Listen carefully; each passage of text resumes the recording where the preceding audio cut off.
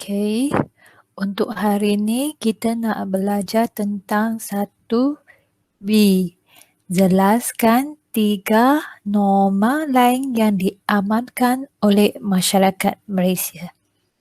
Okey, untuk yang soalan ni, apa yang perlu kita fokus?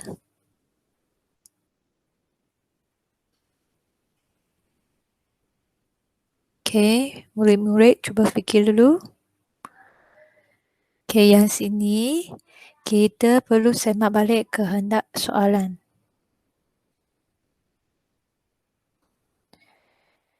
Lepas tu, seperti biasa, yang kedua, peruntukan markah.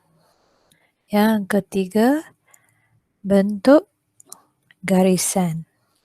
Okey, untuk soalan ini, KS-nya ialah 3 norma lain. Okey, apabila kita nampak 3 norma, kita faham apa? Kita faham dia perlu 3 jawapan yang berbeza. Okey, contohnya sekiranya murid tulis norma pertama agak sama dengan norma kedua, yang ini akan anggap sebagai norma yang sama. Okey, contohnya mungkin murid tuliskan beratur semasa menunggu bas awam. Lepas tu kedua mungkin murid tulis beratur semasa membeli makanan di kantin. Okey, dua-dua agak sama kan? Okey, kalau boleh, murid cuba bagi jawapan yang berbeza. Okey, kalau bolehlah. Okey. Bila kita nampak 3 norma lain ni, okey, yang apakah yang main peranan ialah perkataan lain. Okey, kenapa ada perkataan lain ni? Yang ini disebabkan dia nak buat banding beza. Okey, bila ada perkataan lain, kita perlu rujuk balik bahan rangsangan sini. Okey, contohnya maklumat yang diberi adalah menghormati orang yang lebih tua, beratur ketika menggunakan pengangkutan awam,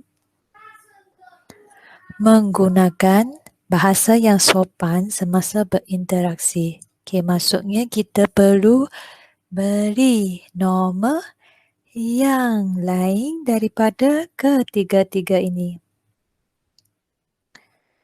Sekiranya murid tulis balik beratur ketika membeli makanan di kantin adalah dianggap kurang sesuai untuk jawapan di sini. Okey, so cikgu bagi masa untuk murid fikir dulu apakah jawapan yang patut kita tulis untuk soalan ini. Okey, boleh type di chat. Okey, kalau kita semak balik yang buku test kan, kita boleh dapat beberapa contoh kan? Okey, cuba balik buku teks. Dah ada jawapan? Okey, yang ada jawapan tolong type. Okey, cikgu dah dapat jawapannya. Cikgu pilih warna coklat ni. Okey. Okey, ada jawapan tulis mengetuk pintu sebelum masuk.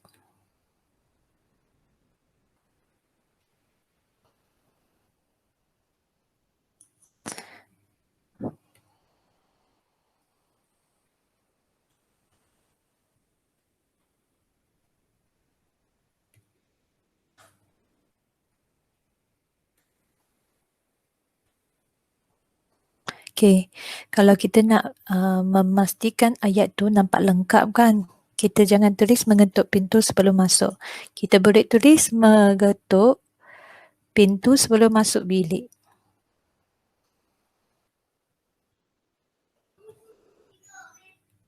Kalau kita nak lagi spesifik, mungkin masuk ke bilik pengetua ke, bilik guru dan sebagainya.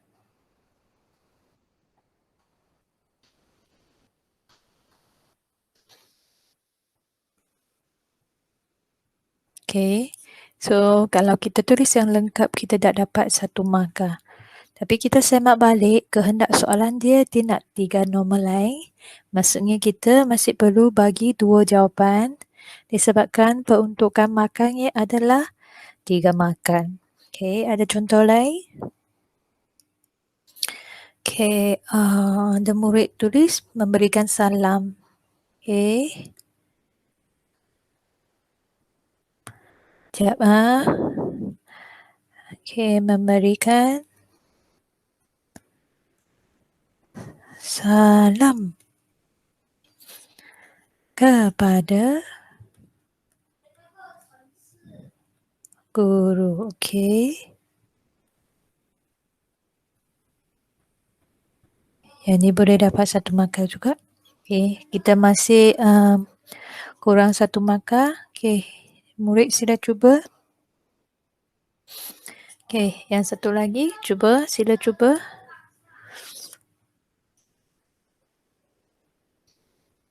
Okay. Lepas siap nanti boleh hantar cikgu ya untuk soalan B.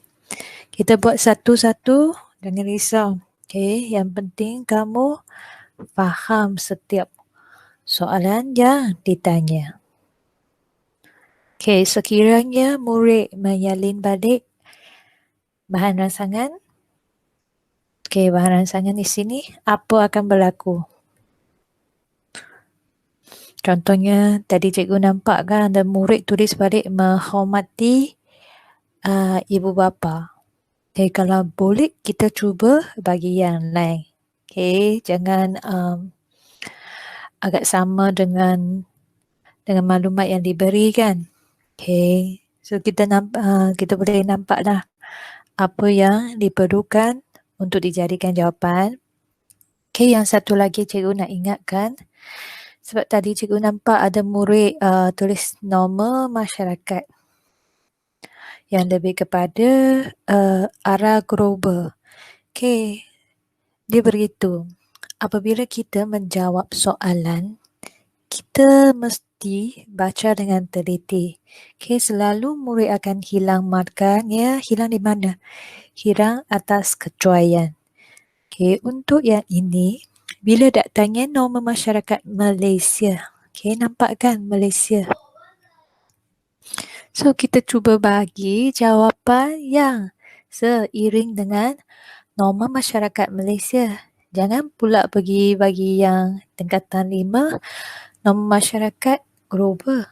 Okay, so kalau kita cuai, kita akan hilang markah. Okay, yang hilang markah tu tak boleh nak salahkan siapa-siapalah. Yang tu kena salahkan diri sendiri sebab kecuaian tidak membaca kehendak soalan dengan baik. Okay, yang satu lagi murid tulis sendiri. Nanti siap boleh hantar cikgu. Okay. Kalau dah siap, nanti kita akan buat soalan C pula.